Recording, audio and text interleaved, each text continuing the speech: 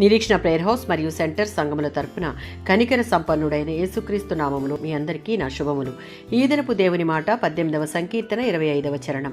దయగల వారి ఎడల నీవు దయ చూపించదవు. 18వ సంకీర్తన 25, 26 చరణాలలో దేవుడు మనుషులతో వ్యవహరించే తీరును గురించి ఒక ప్రాముఖ్యమైన నియమం ఈ వచనంలో ఉంది. మనుషులు తన పట్ల ఇతరుల పట్ల ఎలా మెలుగుతారో కొంతవరకు దేవుడు కూడా అదే రీతిలో వారికి చేస్తాడు. మన ఎడల దేవుడు అన్ని పరిస్థితుల్లో ఏ విధంగా ఒకే రీతి అయిన స్వభావం కలిగి ఉంటాడో క్రైస్తవ విశ్వాసులు కూడా దేవుని స్వభావం కలిగి అన్ని సందర్భాలలో మరియు అది దేవుని దృష్టికి యోగ్యమైన స్వభావంగా ఉంటేనే మనలను ఆయన ఒప్పుకుంటాడు. దయాపరులు, యథార్థపరులు, పవిత్రులు దేవుని దయను, యథార్థతను, పవిత్రతను మరింత వివరంగా తెలుసుకునేలా ఆయన చేస్తాడు. 112వ సంకీర్తన 4-6 చరణాలలో దయా హృదయులైన నీతిమంతులు దేవుని స్వభావం కలిగి ఇతరుల ఎడల కూడా అదే స్వభావాన్ని ప్రదర్శిస్తారు.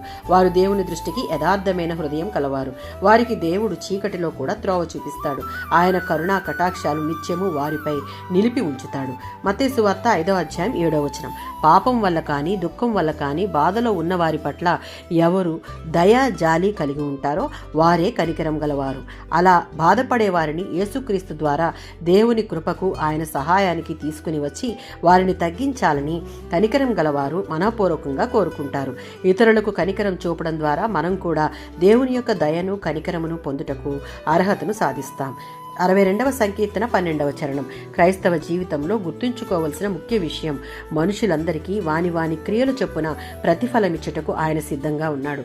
ఆయన కృపాసత్య సంపూర్ణుడు మరియు దయామయుడు. మన క్రియలు దేవుని దృష్టికి నీతిగా ఇష్టంగా ఉంటే ఆయన విస్తారమైన దయను కృపను పొందుకుంటాం. కనుక మన క్రియల విషయంలో నిత్యము జాగ్రత్త కలిగి ఉండాలి. ఆమేన్.